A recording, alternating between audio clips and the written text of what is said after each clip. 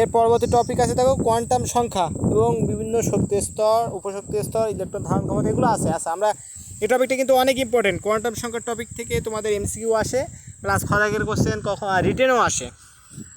তো এই কোয়ান্টাম সংখ্যাটা তোমাদের অনেক ভালো করে বুঝতে হবে। আচ্ছা, তো কোয়ান্টাম সংখ্যা কি তোমরা পারো সবাই? মানে এই যে কোয়ান্টাম সংখ্যা 4টা সেট দিয়ে অনেক অঙ্ক টঙ্ক আছে, এই জিনিসগুলো তোমাদের কেমন হয় একটু শুনে নেই।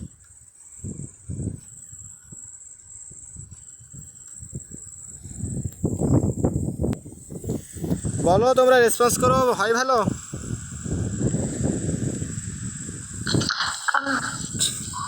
এতটা ভালো মোটামুটি মনে নাই, পেয়েছি। আচ্ছা, সমস্যা নাই, ভুলে গেলে আবার মনে আসবে। তো দেখো এখানে আছে কোয়ান্টাম সংখ্যা। তো কোয়ান্টাম সংখ্যাটা কি? কোয়ান্টাম সংখ্যা হলো আমাদের যে কোয়ান্টাম বলবিদ্যা ছিল, কোয়ান্টাম বলবিদ্যা অনুসারে ইলেকট্রনের 4টা জিনিস একটা মাথায় রাখো। এখানে দেখো, একটা আছে ইলেকট্রনের শক্তি মানে কক্ষপথের বা শক্তি স্তরের আকার, এরপরে আছে আকৃতি, এরপরে আছে ত্রিমাত্রিক দিকবিন্যাস, এরপরে আছে ঘূর্ণন। এই 4টা জিনিস অর্থাৎ ইলেকট্রনের আকার, আকৃতি, ত্রিমাত্রিক দিকবিন্যাস, ঘূর্ণন, এই যে 4টা জিনিস প্রকাশ করার জন্য যে 4টা রাশি নেওয়া হয়, 4টা রাশিকে বলা হয় কোয়ান্টাম সংখ্যা। তাহলে যেহেতু 4টা রাশি নেওয়া হচ্ছে, তাহলে নিশ্চিত এই কোয়ান্টাম সংখ্যা 4 প্রকার হবে। তো এখানে দেখো 4 প্রকার কোয়ান্টাম সংখ্যা দেওয়া আছে। তো প্রথমটা আছে দেখো প্রধান কোয়ান্টাম সংখ্যা, যাকে বলা হচ্ছে প্রিন্সিপাল কোয়ান্টাম নাম্বার।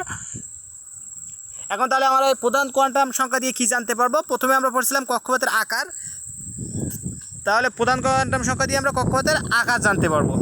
এরপরে দেখো, এরপরে ছিল আকৃতি, তাহলে আকৃতি আমরা দ্বিতীয় কোয়ান্টাম সংখ্যা অর্থাৎ অ্যাজিমুথাল বা সহকারী কোয়ান্টাম সংখ্যা বা সাবসিডিয়ারি কোয়ান্টাম নাম্বার বা সমারফিল্ড কোয়ান্টাম সংখ্যা বা অরবিটাল কোয়ান্টাম সংখ্যা। দেখছো এর কতটা নাম আছে? এর কিন্তু অনেকগুলো নাম আছে, তোমরা এর পরবর্তীতে পড়বা। প্লাস এখানেও আছে দেখো, অ্যাজিমুথাল, সহকারী কোয়ান্টাম সংখ্যা, সাবসিডিয়ারি কোয়ান্টাম সংখ্যা, অরবিটাল কোয়ান্টাম সংখ্যা, সমারফিল্ড কোয়ান্টাম সংখ্যা, অনেকগুলো নাম কিন্তু এর। তো এই যে সেকেন্ড কোয়ান্টাম সংখ্যা অর্থাৎ এই যে সহকারী কোয়ান্টাম সংখ্যা, এটা দিয়ে আমরা কক্ষপথের আকৃতি জানতে পারবো। বুঝতে পারছো? তো এরপরে দেখো, এরপরে আছে ত্রিমাত্রিক দিকবিন্যাস। এই ত্রিমাত্রিক দিকবিন্যাসটা জানা যাবে কোন কোয়ান্টাম সংখ্যা দ্বারা? ম্যাগনেটিক কোয়ান্টাম সংখ্যা দ্বারা, অর্থাৎ চুম্বকীয় কোয়ান্টাম সংখ্যা দ্বারা। এবং সর্বশেষ আছে ঘূর্ণন। এই ইলেকট্রনের ঘূর্ণন জানা যাবে হলো চতুর্থ অর্থাৎ ঘূর্ণন কোয়ান্টাম সংখ্যা দ্বারা, স্পিন কোয়ান্টাম সংখ্যা দ্বারা। আচ্ছা, এই 4টা জিনিস তোমরা বুঝছো? ক্লিয়ার? হ্যাঁ। আচ্ছা, তো এরপরে দেখো, এই প্রধান কোয়ান্টাম সংখ্যাকে প্রকাশ করা হয় এন দ্বারা, সহকারী কোয়ান্টাম সংখ্যাকে মানে সহকারী প্রকাশ, আচ্ছা এটা যেহেতু প্রধান কোয়ান্টাম সংখ্যাকে এন দ্বারা, সহকারী কোয়ান্টাম সংখ্যাকে এল দ্বারা প্রকাশ করা হয়, চুম্বকীয় কোয়ান্টাম সংখ্যাকে এম দ্বারা প্রকাশ করা হয়, আর স্পিন কোয়ান্টাম সংখ্যাকে এস দ্বারা প্রকাশ করা হয়। এখন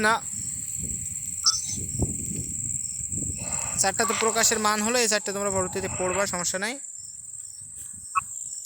পরবর্তী পর্যায়ে আসে। আচ্ছা, এরপরে দেখো প্রধান কোয়ান্টাম সংখ্যা।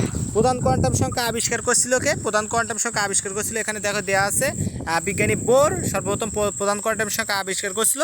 আর এই যে প্রধান কোয়ান্টাম সংখ্যা বলতে বোঝাচ্ছে যে পরমাণুর বহিস্থ স্তরে যে মানে কক্ষপথগুলো, স্থির কক্ষপথগুলো, এদেরকে বলা হবে অরবিট। এটা তো আমাদের আগে বলে আসছি। তো যেহেতু এর মান ছিল N1 N2, এন এর মান ছিল 1 2 3 4 এইভাবে, তো এক্ষেত্রে প্রধান কোয়ান্টাম সংখ্যা এন এর মানটা 1 2 3 4 এইভাবে ডট ডট ডট হতে পারে। তো এই প্রধান কোয়ান্টাম সংখ্যা এখানে ইলেকট্রন ধারণ ক্ষমতা আছে। ইলেকট্রন ধারণ ক্ষমতা আমি পরবর্তীতে ওখানে পড়াই দিব, মানে এখানে আর কিছু পড়তে হবে না। এখানে শুধু একটা জেনে রাখো, প্রধান কোয়ান্টাম সংখ্যা এন দ্বারা প্রকাশ করা হয়, আর এটা আবিষ্কার করেছিল কে? বিজ্ঞানী বোর। এখানে আর তেমন কিছু পড়ার দরকার নাই। ভাইয়া আমাদের তো আচ্ছা, কেউ কিছু বলবা?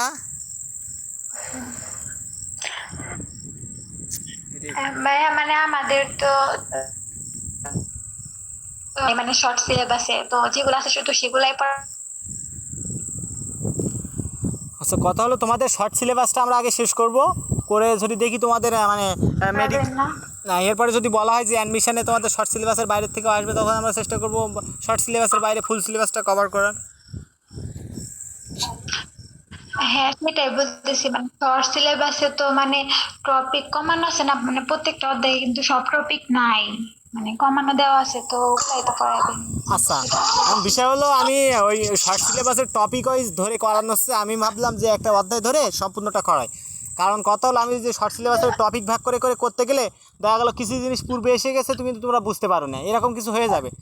যেমন অনেক কোয়ান্টাম সংখ্যার সেট ধরো তোমাদের 4টা কোয়ান্টাম সংখ্যা সম্পর্কে নাই, কিন্তু পরবর্তীতে কোয়ান্টাম সংখ্যার অঙ্ক দিয়ে রাখছে। যদি সেরকম হয়ে যায় তাহলে কিন্তু কোয়ান্টাম সংখ্যার অঙ্কগুলো করতে গেলে এই জিনিসগুলো বোঝা লাগবে। এরকম মানে বিষয়টা এরকম দাঁড়ায় যে তোমাদের এই বই যেভাবে তৈরি করা, কিছু টপিক বাদ দিয়ে পড়া হয়, অলরেডি যে অধ্যায়গুলো বাদ দিছে তোমাদের পরীক্ষায় জুওলজিতে বাদ দিয়ে দিছে, অর্থাৎ কান বাদ দিয়ে দিছে, চোখ বাদ দিয়ে দিছে, দিয়ে তোমাদের হাড় পড়াচ্ছে, মানে কিছু কিছু জিনিস বাদ দিয়ে কিছু জিনিস পড়াচ্ছে, এগুলো কিন্তু অনেকটা অগোছালো। আর তারপরেও সমস্যা নেই, আমরা যে অধ্যায়টা ধরবো আমাদের প্ল্যান হলো সেই অধ্যায়টা সম্পূর্ণ শেষ করার, কারণ ওভাবে টপিক ওয়াইজ দেখে দেখে পড়াতে গেলে অনেক কষ্টকর।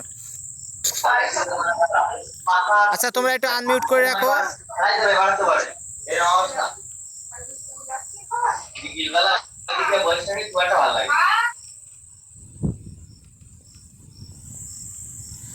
আচ্ছা তো এরপরে দেখো, এরপরে আমি প্রধান কোয়ান্টাম সংখ্যা পড়াইছি, এরপরে আছে সহকারী কোয়ান্টাম সংখ্যা।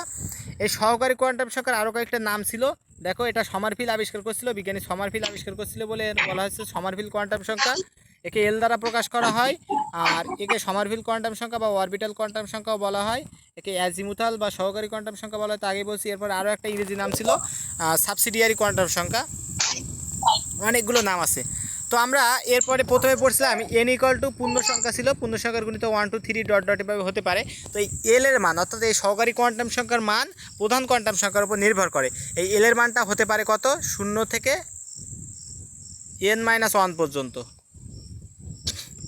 সেখানে ধরবে না, আমি নিচে লিখি 0 থেকে n-1 পর্যন্ত। এখন ধরো এখান কথা হলো যে এন এর মান যদি 1 হয় তাহলে দেখো এল এর মান হবে খালি শুধু একটা 0, সেটাকে আবার এস দ্বারা প্রকাশ করা হয়, তোমরা পড়ছিলে 4টা অরবিটাল এসপি ডিএফ। আচ্ছা প্রিয়া মেবি একটু আনমিউট করলে ভালো হয়।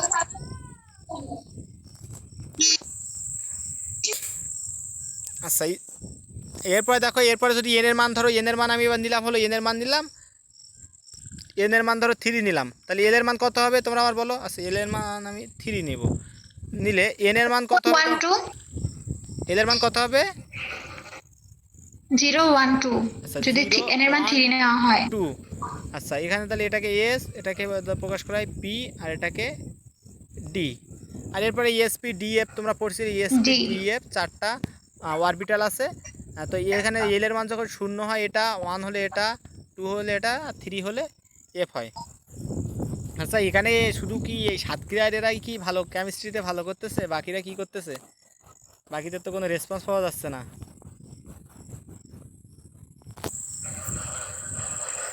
আচ্ছা যে উত্তর দিচ্ছে সে কেমিস্ট্রি কোন স্যারের কাছে কোচিং করো বা পড়ছিলে কোন স্যারের কাছে? কলেজে একটা স্যারের কাছে। আচ্ছা শ্যামনগরে মানে সাতক্ষীরার মধ্যে কেমিস্ট্রির বেসিক ভালো আছে, মানে সাতক্ষীরাতে ভালো ভালো টিচার আছে কেমিস্ট্রি বেসিক দেওয়ার জন্য, আর শহর অঞ্চলে যারা আছে তো তারা ভালোই করে। তো সমস্যা নাই, এই পারফরমেন্সটা ধরে রাখতে হবে। আর যারা বুঝতে পারছো না তারা কোশ্চেন করো, ও পারছে বলে তোমরা পারবা না এমন না, তোমরা পারবা। আর তোমাদের এই পারার জন্যই কিন্তু আমরা আছি, তোমাদের এত বেশি চিন্তা করার কিছু নাই। তোমরা যারা যেগুলো পারো না দেখবে এরপর থেকে ওদের থেকেও বেশি পারবা, এরকম হবে, বাকিদের থেকে বেশি পাওয়ার মতো যোগ্যতা দিয়ে দেবো ইনশাল্লাহ। তো এখানে দেখো, এখানে আমি বলছিলাম এল এর মানের এন এর মান। আচ্ছা তোমরা বাকিরা কেউ উত্তর দাও, ও তো উত্তর দিচ্ছে এন এর মান যদি 4 হয় তাহলে এল এর মান কত হবে, অর্থাৎ এন প্রধান কোয়ান্টাম সংখ্যার মান যদি 4 হয় তাহলে সহকারী কোয়ান্টাম সংখ্যার মান কত হবে? বাকি কি আছে, মিসকাত আছে, সূচনা আছে, তোমরা বলো।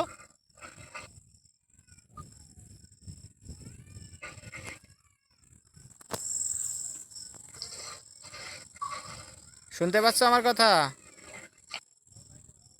স্যার এল এর মান, এন এর মান 4 হলে এল এর মান কত এটা? হ্যাঁ হ্যাঁ এটাই।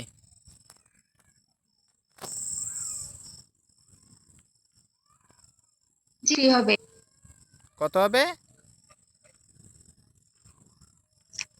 0 1 2 3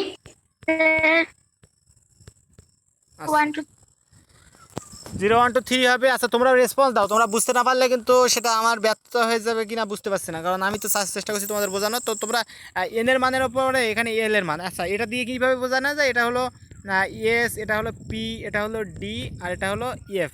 এখন দেখো এই যে এন এর মান ছিল, আচ্ছা এটা হলো এফ। এখন দেখো এন এর মান 4 ছিল না, তাহলে এই 4-এর দেখো 4S 4P 4D 4F এই চারটাই কিন্তু সম্ভব। কিন্তু তখন আমাদের কিন্তু তোমরা জানো যে 3F কিন্তু সম্ভব না। এই 3F সম্ভব না কেন? যদি এন এর মান 3 হয় আর এফের এফ 3F হতে গেলে এই এল এর মান কিন্তু হওয়া লাগে 3, কিন্তু এন এর মান যখন 3 হয় তখন এল এর মান হয় 0 1 2। যেহেতু 3 হওয়া সম্ভব না এই কারণে কিন্তু 3F সম্ভব না। এরকম কোশ্চেন তোমাদের আসতে দেখা যায়। আচ্ছা, তো এরপরে আছে দেখো, এরপরে আছে ম্যাগনেটিক। আচ্ছা, এরপরে দেখো আমি যে এই এসপি ডিএফ বলতেছি, এই এসপি ডিএফগুলো কি? এই এসটা দেখো, এসটা হলো এস দ্বারা বোঝাচ্ছে শার্প বা তীক্ষ্ণ, অর্থাৎ এই যে বিজ্ঞানীরা এদের প্রাথমিক অবস্থায় নির্ণয় করছে এখানে দেখো। এরপরে বলছে পরিব্যাপ্ত বা ডিফিউজড, ডি দ্বারা। এরপরে মৌলিক বা ফান্ডামেন্টাল, আর পি দিয়ে তো প্রিন্সিপাল। এই চারটা এসপি ডিএফ দিয়ে চারটা জিনিস নির্দেশ করে। তো এরপরে আছে দেখো ম্যাগনেটিক কোয়ান্টাম সংখ্যা, একে প্রকাশ করা হয় এম দ্বারা। এখন এম এর মান আবার এল এর ওপর নির্ভরশীল। তোমরা দেখছিলে এল এর মান এন এর ওপর নির্ভরশীল ছিল প্রধান কোয়ান্টাম সংখ্যা, আবার এই এম এর মান আবার এল এর ওপর নির্ভরশীল। এই এম এর মানটা কত হবে? এই এম এর মান হবে 0 সহ প্লাস মাইনাস এল। এম এর মান হবে 0 সহ প্লাস মাইনাস এল। আর এই এম দিয়ে আবার আমরা অরবিটাল সংখ্যা নির্ণয় করতে পারবো, অর্থাৎ কতটি অরবিটাল থাকে, কতটি অরবিটালে কতটি ইলেকট্রন থাকে সেটা বের করতে পারবো। আচ্ছা, সেটার পরের পেজে আছে, ওখান থেকে বুঝাই দিবানে, সমস্যা নেই। তো এখান থেকে একটা কথা মাথায় রাখো, এটার আবিষ্কার হলো জিম্যান। জিম্যান চৌম্বকীয় কোয়ান্টাম সংখ্যা আবিষ্কার করেন। আচ্ছা, আর এটা দ্বারা এই এম এর মান দ্বারা অরবিটালে মোট অরবিটাল সংখ্যা নির্দেশ করে। অরবিটাল সংখ্যা কীভাবে নির্দেশ করে পরবর্তী পেজে আমি দেখাচ্ছি। এইখানে দেখো, এইখানে কথাবার্তা আছে দেখো, এখানে লেখা আছে দেখো। প্রথমে বলছে যে একটা সূত্র দেওয়া আছে দেখো, যে কোনো অরবিটালে মানে যে কোনো উপশক্তি স্তরে অরবিটাল সংখ্যা হলো 12+1। অর্থাৎ আমি যদি একটা উপশক্তি স্তরে অরবিটাল নির্ণয় করতে চাই তাহলে এম সমান হবে 12+1। এটা কিন্তু অরবিটাল সংখ্যা নির্ণয় সূত্র। এবং যদি আমি একটা ইলেকট্রন সংখ্যা নির্ণয় করতে চাই, এর পরবর্তীতে আছে দেখো ইলেকট্রন সংখ্যা। এখানে ছিল অরবিটাল সংখ্যা, পরে আছে ইলেকট্রন সংখ্যা। এটা কিন্তু উপশক্তি স্তরে, এটা কিন্তু খেয়াল রেখো। তাহলে উপশক্তি স্তরে মোট অরবিটাল সংখ্যা সূত্র হলো এম সমান 12+1। আর ইলেকট্রন, আচ্ছা আর একটা কথা হলো, একটা অরবিটালে 2টা করে ইলেকট্রন থাকতে পারে। একটা অরবিটালে 2টা ইলেকট্রন থাকতে পারে। যেমন এস একটা অরবিটাল, এখানে কিন্তু 2টা করে ইলেকট্রন থাকে বিপরীত স্পিনযুক্ত। এরপরে পিতে জানো এর 3টা এস ছিল, P X, P Y, P Z, প্রত্যেকটাই কিন্তু 2টা করে ইলেকট্রন থাকে। অর্থাৎ একটা অরবিটালে 2টা করে ইলেকট্রন থাকতে পারে। তাহলে এই এম এর মান দিয়ে যেহেতু এই অরবিটাল সংখ্যা বের করেছি, এম সমান 12+1, এখন যদি আমি ইলেকট্রন সংখ্যা নির্ণয় করতে যাই তাহলে এর সাথে শুধু একটা 2 গুণ করে দিলে হয়ে যাবে, যেহেতু একটা অরবিটালে 2টা ইলেকট্রন থাকে। তো এই কারণে দেখো এখানে ছিল 12+1, পরবর্তীতে হয়েছে 2 × 12+1। আচ্ছা, এটা বুঝতে কারো অসুবিধা?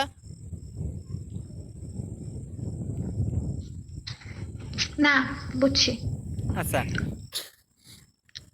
এটা তো উপশক্তি স্তর গেল। এখন যদি বলা হয় প্রধান শক্তি স্তরে, এটা কিন্তু উপশক্তি স্তর বলছে। এখন দেখো পরবর্তীতে একটা কথা আছে প্রধান শক্তি স্তরে। এখন যদি আমি প্রধান শক্তি স্তরে অরবিটাল সংখ্যা নির্ণয় করতে চাই তাহলে প্রধান শক্তি স্তরে অরবিটাল সংখ্যা হলো n²। অর্থাৎ যখন n এর মান দেওয়া থাকবে তখন এই ইলেকট্রন ধারণ ক্ষমতা বা অরবিটাল সংখ্যা নির্ণয় করতে গেলে এই সূত্র কাজে লাগাবা। আর যখন এম এর মান দেওয়া থাকবে, অর্থাৎ এল এর মান দেওয়া থাকবে, তখন এই সূত্র কাজে লাগাবা অরবিটাল সংখ্যা বা ইলেকট্রন ধারণ ক্ষমতা নির্ণয় করতে। তাহলে প্রধান শক্তি স্তরে ইলেকট্রন ধারণ ক্ষমতা, প্রধান শক্তি স্তরে অরবিটাল সংখ্যা হলো n²। আর ইলেকট্রন ধারণ ক্ষমতা হলো, যেহেতু বলছি একটা অরবিটালে 2টা ইলেকট্রন থাকতে পারে, তাহলে 2n² হবে। ক্লিয়ার? বুঝাতে পারছি তোমাদের?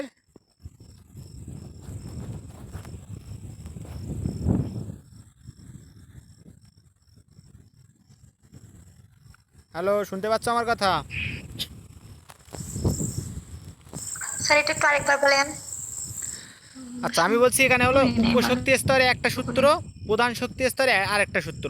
অর্থাৎ যদি প্রধান শক্তি স্তর মানে কি বোঝাচ্ছে, যদি এন এর মান দেওয়া থাকে, আর উপশক্তি স্তর দ্বারা বোঝাচ্ছে যদি এল এর মান দেওয়া থাকে। তাহলে এল এর মান যখন দেওয়া থাকবে তখন অরবিটাল সংখ্যা সূত্র হলো 12+1 এবং ইলেকট্রন ধারণ ক্ষমতার সূত্র হলো 2 × 12+1। অর্থাৎ 2টা কেন গুণ হলো, যে বললাম একটা অরবিটালে 2টা ইলেকট্রন থাকতে পারে, তাই তার সাথে 2 গুণ হলো। এবং এখানে দেখো একটা দেওয়া আছে দেখো, প্রধান শক্তি স্তরের ক্ষেত্রে অরবিটালের সংখ্যা হলো n², আর ইলেকট্রন ধারণ ক্ষমতা হবে তার সাথে 2 গুণ হবে 2n²। ক্লিয়ার হয়েছে? আচ্ছা, আমি একটা অঙ্ক করাই, তারপরে তাহলে বুঝতে সুবিধা হবে না। ধরে নাও আমার বলা হচ্ছে এন এর মান দেওয়া আছে 3। এখন আমি যদি বলি অরবিটাল সংখ্যা কত, তাহলে কত হবে?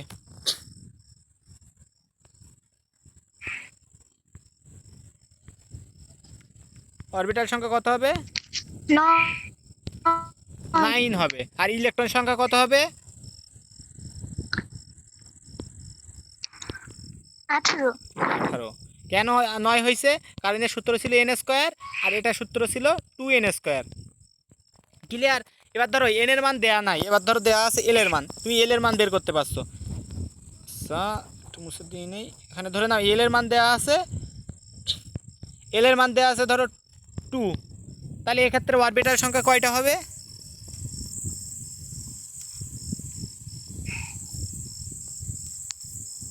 5। অরবিটাল সংখ্যা হবে 5, আর ইলেকট্রন সংখ্যা কত হবে?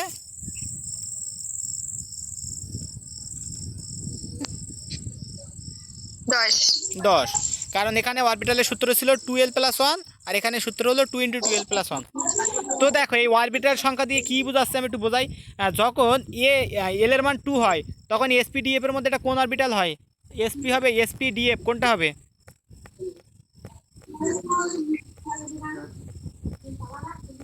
ইয়েস।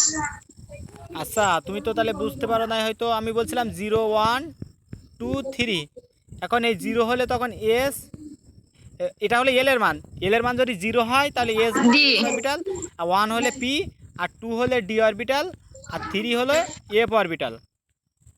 বুঝতে পারছো?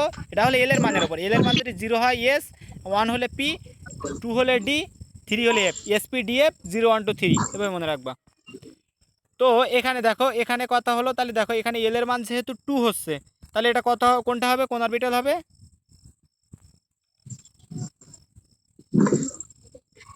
D orbital. ডি না না, ডি অরবিটাল। এখন এল এর মান 2 হলে এটা হবে ডি অরবিটাল। এখন যদি এটা ডি অরবিটাল হয় তাহলে দেখো এখন ডি অরবিটালে তোমরা দেখো কয়টা অরবিটাল সংখ্যা পাবা? 5টা। এ কারণে দেখো এখানে লেখা আছে ডি উপশক্তি স্তর 5টা, অর্থাৎ ডি উপশক্তি স্তরে 5টা অরবিটাল রয়েছে। এবং সেই 5টা অরবিটাল ছিল তোমরা জানো d x y, d y z, d x square minus y square, আর d z square, d z x, 5টা ছিল। তো এরপরে সেখানে ইলেকট্রন সংখ্যা ছিল 10টা, অর্থাৎ তোমরা জানো ডিতে 10 দাও তোমরা, এই যে 10টা ইলেকট্রন দাও না, কেন 10টা ইলেকট্রন দাও? কারণ হলো এই যখন এল এর মান 2 হয় তখন ডি অরবিটাল হয়, এবং ডি অরবিটাল হলে সেখানে 5টা অরবিটাল থাকে, এ কারণে এর 5টা ভাগ ছিল, আর এই প্রত্যেকটা অরবিটালে 2টা ইলেকট্রন, টোটাল হলো 5টা অরবিটালে 10টা ইলেকট্রন থাকে, এই কারণে তোমরা ডি 10 দাও। আচ্ছা আমি তো কঠিনটা ধরাই ফেললাম, আমি একটু সহজটা তোমাদের করতে দিই। ধরে নাও আমি এখানে পি দিলাম, আচ্ছা পিটি না, আমি ধরো এল এর মান দিলাম আমি 1, তাহলে এক্ষেত্রে অরবিটাল কোনটা হবে?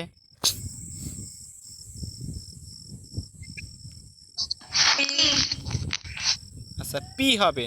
এখন এখানে অরবিটাল সংখ্যা কত হবে? এম এর মান, অরবিটাল সংখ্যা কয়টা হবে? কয়টা হবে?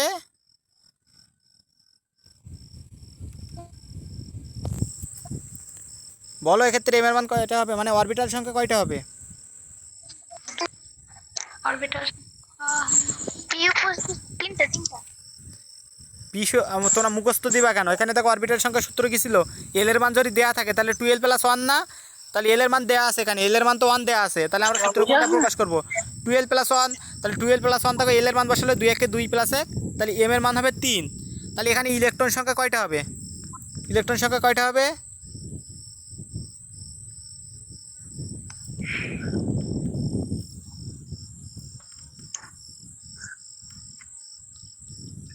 বলো তোমরা ইলেকট্রন সংখ্যা কয়টা হবে?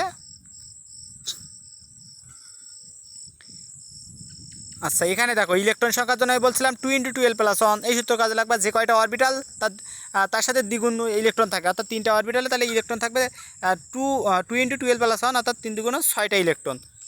তাহলে এই কারণে কিন্তু পি এর 3টা ভাগ ছিল, P X, P Y, P Z, অর্থাৎ 3টা অরবিটাল ছিল। দেখছো এই কারণে কিন্তু এই সাথে এম এর মান 3, এ কারণে P X, P Y, P Z 3টা অরবিটাল ছিল। আর এই প্রত্যেকটা অরবিটালে 2টা করে ইলেকট্রন ধরতে পারে, টোটাল 6টা ইলেকট্রন থাকে। এ কারণে তোমরা কিন্তু p6 বসাও, তোমরা যখন ইলেকট্রন বিন্যাস করো তখন 1s2, 2s2, 2p6 এভাবে বসাও না, এই কারণে কিন্তু এই p6, অর্থাৎ পিতে সর্বোচ্চ 6টা ইলেকট্রন থাকতে পারে। এই p6 এর জায়গায় কিন্তু তোমরা কখনো p8 বসাও না, কারণ পিতে 6টার বেশি ইলেকট্রন থাকতে পারবে না। কেন থাকতে পারবে না? কারণ পি এর ক্ষেত্রে এল এর মান হলো 1, এক্ষেত্রে এল এর মান 1 হলে 3টা অরবিটাল সম্ভব, 3টা অরবিটাল হলে 6টা ইলেকট্রন থাকতে পারবে, অর্থাৎ এখানে 6টার বেশি ইলেকট্রন থাকতে পারবে না। আচ্ছা বিষয়টা ক্লিয়ার হয়েছে তোমাদের? যদি বুঝতে না পারো তাহলে আমি এই রেকর্ডেড ভিডিওটা তোমাদের আবার দিয়ে দিব, না সেটা আর একবার দেখে নিলে বুঝতে পারবা। আচ্ছা, ক্লিয়ার হয়েছে তোমাদের? এটা হয়তো অফলাইনে হলে খাতা কলমে বুঝাই দিলে হয়তো অনেক সুন্দর করে বোঝাতে পারতাম, এখান থেকে কিন্তু রিটেন আসে তোমাদের। আচ্ছা, তো আমি রিটেনটা একটু বলে দেই। ধরে নাও তোমাদের এরকম বলবে n = 3 হলে মোট অরবিটাল কয়টা হবে?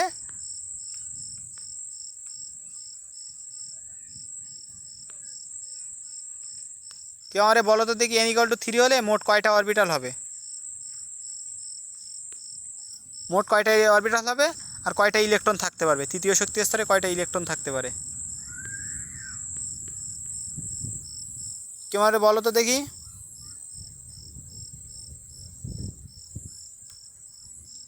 পারবা কেউ, না আমি বুঝাই দেবো? তোমরা তো কেমিস্ট্রিতে অনেক ভালো, তোমাদের তো পারার কথা। আচ্ছা, আমি বুঝাতে পারছি না নাকি শুনতে পাচ্ছ না বুঝলাম না, তোমরা একটু রেসপন্স দাও। আচ্ছা বলো। স্যার n = যদি 3 হয়। আচ্ছা, একটু নেটওয়ার্ক প্রবলেম দিচ্ছে হয়তো। তাহলে অরবিটাল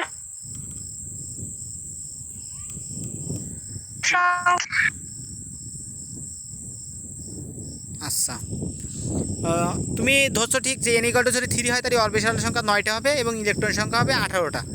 এখন বিষয় হলো ওটা না, তোমাদের এটা তো MCQ আসলে তোমরা ওই সূত্র দিয়ে করলা, বুঝতে পারছো?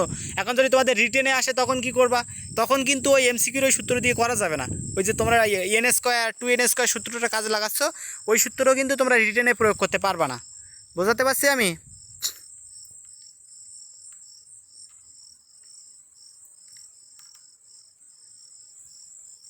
হ্যালো,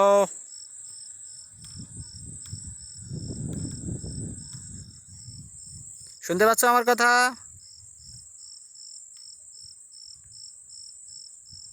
হ্যালো,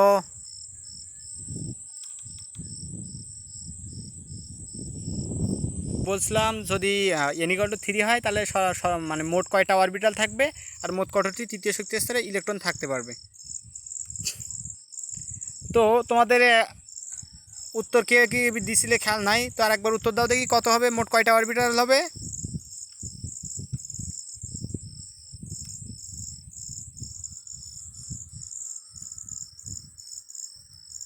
শুনতে পাচ্ছ তোমরা?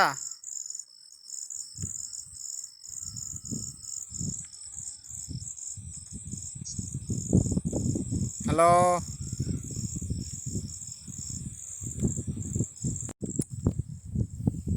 তো তোমরা একটু বলো, তোমরা রেসপন্স করো। n = 3 হলে আমি আসলে রিটেন পড়ানো উচিত হয় না, রিটেন পড়াতে গিয়ে একটু হয়ে যাচ্ছে। n = 3 হলে মোট অরবিটাল সংখ্যা কয়টা হবে? টোটাল m কয়টা হবে আর কয়টা ইলেকট্রন থাকতে পারবে তৃতীয় শক্তি স্তরে? আচ্ছা, তো আমি বলে দিই। 18 হ্যাঁ, 9টা আর 18। এখন তোমরা অরবিটাল থাকবে 9টি। এখন কথা হলো, ওটা তো আমরা MCQর জন্য ডাইরেক্ট সূত্র দিই n² আর 2n² দিয়ে করছো, বুঝতে পারছো? ওটা যদি রিটেনে আসে তোমরা কিন্তু ওই সূত্র দিয়ে করতে পারবা না, এই কারণে কিন্তু আমি এটা বলতে চাও আর কি।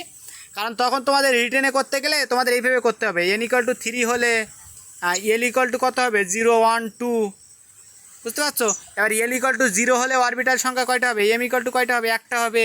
তারপরে l যদি আমার 1 হয় তাহলে অরবিটাল সংখ্যা কয়টা হবে?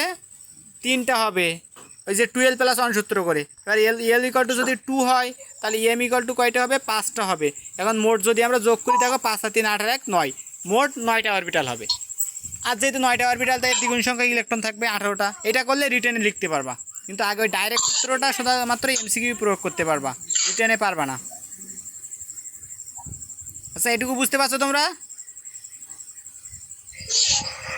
আসলে ক্লাস সময় কম।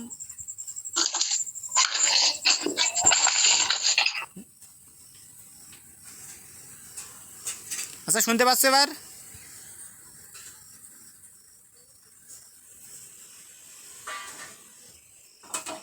হ্যাঁ ভাইয়া শুনতে পাচ্ছি। আচ্ছা, তো তোমরা রেসপন্স দিচ্ছ না কেন বুঝলাম না তো। আচ্ছা, এখান থেকে একটা জিনিস পড়বা, যেহেতু আমাদের টপিক ছিল আজকে অরবিটাল পর্যন্ত। আচ্ছা, এখান থেকে একটা জিনিস পড়বা, ই অর্থাৎ ইয়ন সমানের মান অর্থাৎ প্রথম কক্ষপথে শক্তির মান হলো -1312 কিলোজুল পার মোল, এভাবে মনে রাখবা। আর আয়নীকরণ শক্তির মান হলো +1312 কিলোজুল পার মোল। আর একটা কথা মাথায় রাখবা, সহকারী কোয়ান্টাম সংখ্যা দ্বারা দেখো সূক্ষ্ম রেখা উৎপত্তি মানে রেখার উৎপত্তি জানা যায়, আর কারণ জানার জন্য এর পরের কোয়ান্টাম সংখ্যা অর্থাৎ ম্যাগনেটিক কোয়ান্টাম সংখ্যা লাগে। এই দুটোর মধ্যে পার্থক্য বুঝো। একটা হলো সূক্ষ্ম রেখার উৎপত্তি জানা যায় সহকারী কোয়ান্টাম সংখ্যা দ্বারা, আর এই পরবর্তীতে এখানে আছে দেখো এখানে সূক্ষ্ম রেখা বিভক্ত হওয়ার কারণ জানা যায় হলো ম্যাগনেটিক কোয়ান্টাম সংখ্যা দ্বারা। আর তোমরা যদি স্ক্রিন দেখতে সমস্যা হয় জুম করে নিবা, হাত দিয়ে জুম করে নিতে পারবা, এইভাবে জুম করে নিতে পারবা। তো এরপরে দেখো এরপরে বলতেছে স্পিন কোয়ান্টাম সংখ্যার ব্যবহার আছে। দেখো ব্যবহার আছে হলো চুম্বক ধর্ম ব্যাখ্যার জন্য স্পিন কোয়ান্টাম সংখ্যা ব্যবহার করা হয়। এটা কিন্তু স্টুডেন্টরা ভুল করে, তোমরা মাথায় রেখো। চুম্বক ধর্ম ব্যাখ্যা করার জন্য কিন্তু চুম্বকীয় কোয়ান্টাম সংখ্যা ব্যবহৃত হবে না, হবে হলো স্পিন কোয়ান্টাম সংখ্যা। চুম্বক ধর্ম ব্যবহার করার জন্য কোনটা ব্যবহৃত হয়? স্পিন কোয়ান্টাম সংখ্যা ব্যবহৃত হয়। বুঝতে পারছো তোমরা? হ্যাঁ বুঝতে পারছি। আচ্ছা, তো এরপরে দেখো পরমাণুর মূল কণিকা। পরমাণু তো কণিকা সমূহ, এখন দেখো মূল কণিকা 3টা, তোমাদের আমি আগেই বলে দিছিলাম। পরমাণুর 3টা মূল কণিকা, ইলেকট্রন, প্রোটন, নিউট্রন। এই 3টে কণিকাকে বলা হয় স্থায়ী মূল কণিকা। আর অস্থায়ী কিছু মূল কণিকা আছে। এই অস্থায়ী মূল কণিকাগুলো তোমাদের মুখস্থ করা লাগবে না, অর্থাৎ মুখস্থ হয়ে যাবে। কিভাবে হবে? দেখো স্থায়ী মূল কণা পড়ছো 3টা, ইলেকট্রন, প্রোটন, নিউট্রন। আর এখানে দেখো এখানে কম্পোজিট কণা আছে 2টা, একটা হলো আলফা কণা আর একটা হলো ডিউটেরিয়াম কণা। এই ডিউটেরিয়াম কণা হলো মূলত হাইড্রোজেনের আইসোটোপ। হাইড্রোজেনের 3টা আইসোটোপ রয়েছে, প্রোটিয়াম, ডিউটেরিয়াম, ট্রিটিরিয়াম। বুঝতে পারছো? তো এই কম্পোজিট কণা বা অস্থায়ী মূল মানে কম্পোজিট কণা আছে 2টা, হাইড্রোজেন কণা আর মানে আলফা কণা আর ডিউটেরিয়াম কণা। আর স্থায়ী মূল কণিকা রয়েছে 3টা, ইলেকট্রন, প্রোটন, নিউট্রন। তাহলে এই 5টা বাদ দিয়ে আজ যা আছে দেখো সবগুলো অস্থায়ী মূল কণিকার মধ্যে। তাহলে এগুলো কিন্তু মুখস্থ করা লাগবে না, মানে অস্থায়ী মূল কণিকাগুলো রিডিং দিয়ে দিবা, মনে থেকে যাবে। আচ্ছা, আমি কি ফার্স্ট যাচ্ছি নাকি ঠিক আছে? তাহলে তো ক্লাস বেশিক্ষণ নাই।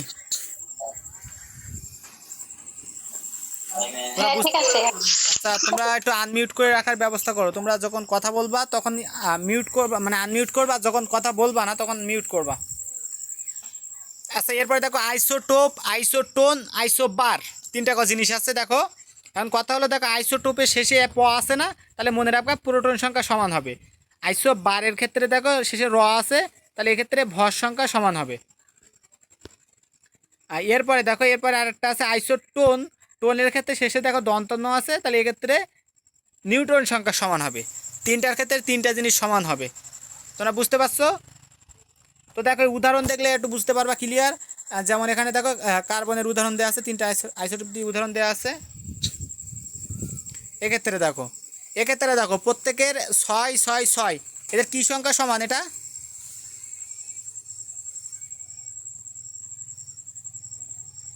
বলো তোমরা। স্যার প্রোটন সংখ্যা সমান। হ্যাঁ, যখন প্রোটন সংখ্যা সমান হবে তাদের বলা হবে আইসোটোপ। আর আরও একটা কথা এখানে লেখা আছে দেখো, ভারী পানি। অর্থাৎ আমরা তো পানির সংকেত জানি H2O। এখন যদি হাইড্রোজেন আইসোটোপ ডিউটেরিয়াম হয়, ডিউটেরিয়াম অক্সাইড হয়, D2O হয়, তাহলে এটাকে বলা হয় ভারী পানি বা হেভি ওয়াটার। বুঝতে পারছো? আচ্ছা, আর এরপরে দেখো এরপরে আছে এটা খাওয়া যায় ভারী পানি। খেতে পারবা? এখন কথা হলো ভারী পানি যখন সংকেত তো আমরা দেখে খাই না, আমাদের যে পানি খাই আমরা কি দেখে খাই যে কোনটা ভারী পানি কোনটা হালকা পানি?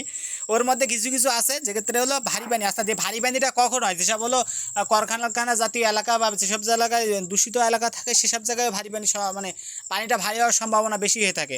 তখন ওই হাইড্রোজেনটা আইসোটোপে পরিণত হয়ে যায়, অর্থাৎ হাইড্রোজেনটা H ছিল সেটা হলো ডিতে পরিণত হয়, অর্থাৎ ডিউটেরিয়ামে পরিণত হয়। হাইড্রোজেনের 3টা আইসোটোপ পড়লাম, প্রোটিয়াম, ডিউটেরিয়াম, ট্রিটিরিয়াম।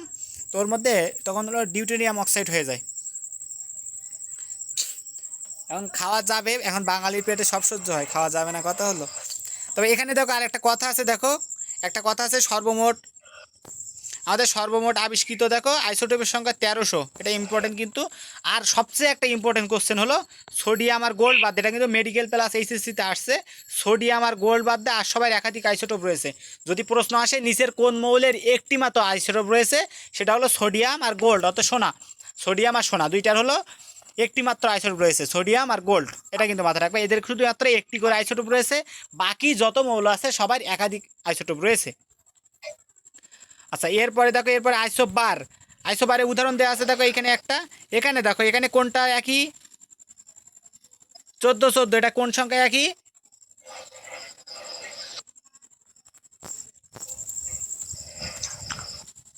স্যার ভর সংখ্যা কি কিন্তু আচ্ছা, তাহলে ভর সংখ্যায় এসি, ভর সংখ্যা যখন একই হবে তাহলে সেটা হবে আইসোবার। ক্লিয়ার? তোমাদের শেষে র আছে তাই দিয়ে মনে রাখতে বলছি, ভর সংখ্যা একই হবে। এরপরে দেখো আইসোটোন, এক্ষেত্রে দেখো 6 থেকে 14 বিয়োগ, 14 থেকে 6 বিয়োগ করলে হয় 8, আর এদিকে 16 থেকে 8 বিয়োগ করলে হয় 8। এক্ষেত্রে দেখো নিউটন সংখ্যা একই, দেখো এর শেষের অক্ষর ছিল দন্তান্ন, তাহলে নিউটন সংখ্যা একই হবে। তাহলে নিউটন সংখ্যা একই হলে সেটাকে বলা হচ্ছে আইসোটোন। এরপরে দেখো পরমাণু 3টা স্থায়ী মূল কণিকা আছে, তার বর্ণনা। এখানে দেখো ইলেকট্রন আবিষ্কার করেন হলো sir J J Thomson cathode রশ্মি পরীক্ষার সাহায্যে। আর এই ক্যাথোড রশ্মি হলো মূলত ইলেকট্রনের প্রবাহ, আর ইলেকট্রন নামকরণ করেন হলো স্যার জে স্টোনি। তোমাদের বইয়ে নাই, চাইলে লিখে নিতে পারো, স্যার জে স্টোনি ইলেকট্রন নামকরণ করেন। আচ্ছা, আর এখানে একটা জিনিস আছে দেখো, ইলেকট্রন পদার্থের মধ্যে সবচেয়ে ক্ষুদ্রাকার কণা, ইলেকট্রন পদার্থের মধ্যে সবচেয়ে ক্ষুদ্রাকার কণা, ক্যাথোড রশ্মি হলো ইলেকট্রনের প্রবাহ। এই জিনিসগুলো এমসিকিউ আসে।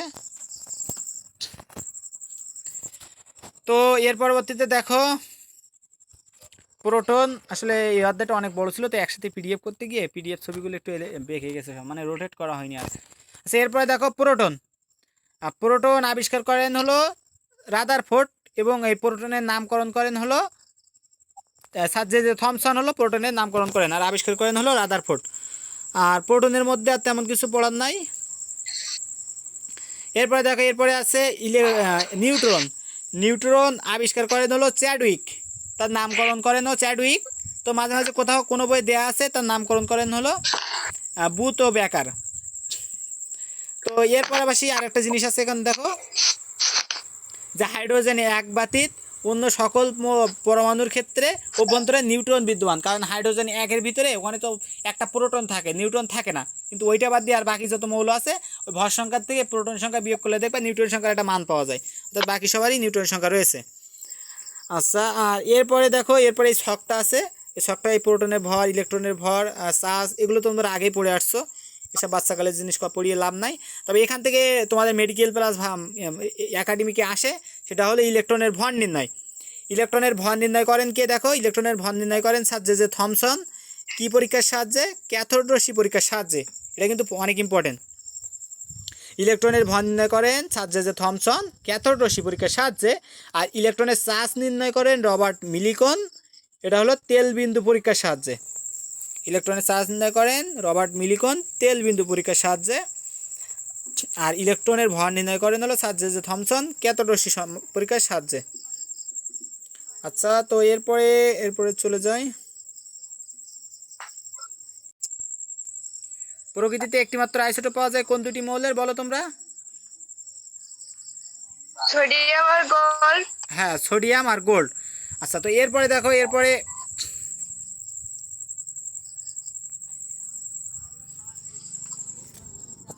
দেখো একটা জিনিস আছে, দেখো এখানে হলো মৌলের তেজস্ক্রিয়তা, তেজস্ক্রিয় আইসোটোপ। এখন দেখো তেজস্ক্রিয়তা কি বলছিলাম, তেজস্ক্রিয়তা হলো যে তেজস্ক্রিয় পরমাণুর নিউক্লিয়াস থেকে স্বতঃস্ফূর্তভাবে যে আলফা বিটা গামা রশ্মি বেরোয়, এই ঘটনাকে বলা হচ্ছে তেজস্ক্রিয়তা। এখন এই তেজস্ক্রিয় কিছু মৌল রয়েছে, যেসব মৌল থেকে মানে কোনো বিক্রিয়া করা লাগে না, অটোমেটিক্যালি ও নিউক্লিয়াস থেকে তেজস্ক্রিয় রশ্মি বের হতে থাকে। সেরকম কিছু তেজস্ক্রিয় রশ্মির মৌলর নাম দেওয়া আছে দেখো এখানে।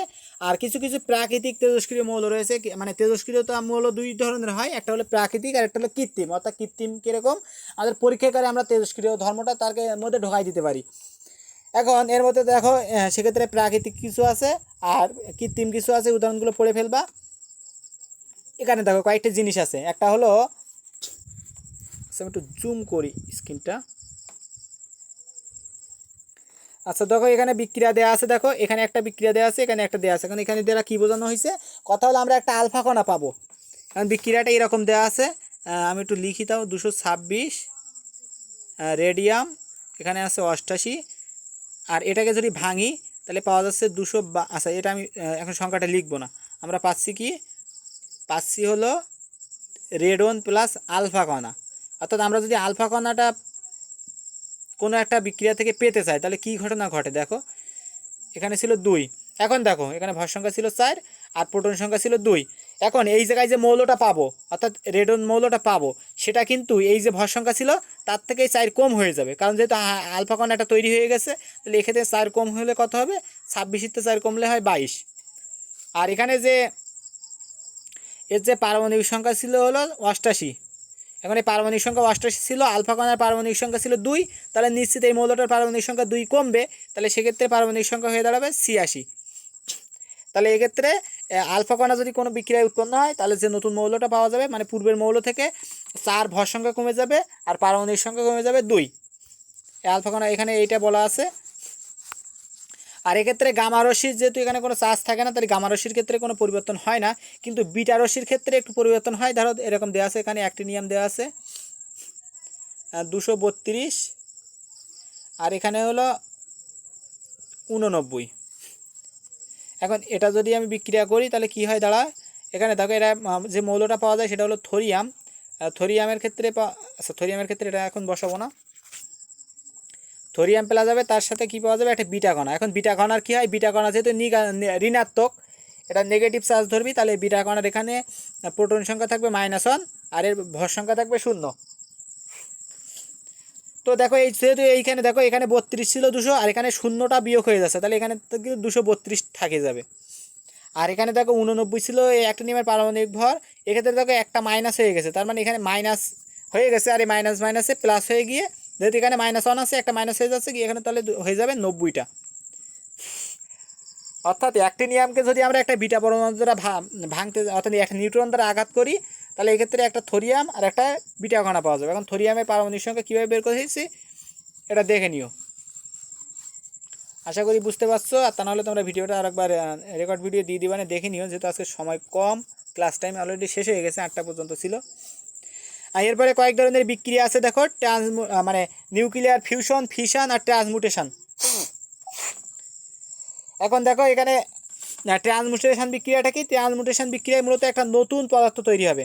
দেখো আমার এখানে দাগ দেওয়া আছে, নতুন মৌল পরিণত হবে, অর্থাৎ কয়েকটা মৌল বিক্রিয়া করে একটা নতুন মৌল তৈরি হলে সেটাকে বিক্রিয়াকে বলা হচ্ছে ট্রান্সমিউটেশন বিক্রিয়া। এরপরে আছে হলো নিউক্লিয়ার ফিশন বিক্রিয়া। নিউক্লিয়ার ফিশন বিক্রিয়াটা কি, নিউক্লিয়ার ফিশন বিক্রিয়া হলো দেখো এখানে ফিশন আর ফিউশন, ফিশন আর ফিউশন।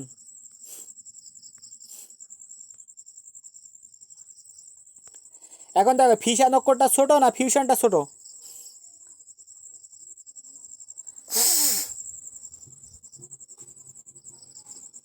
শুনতে পাচ্ছ আমার কথা?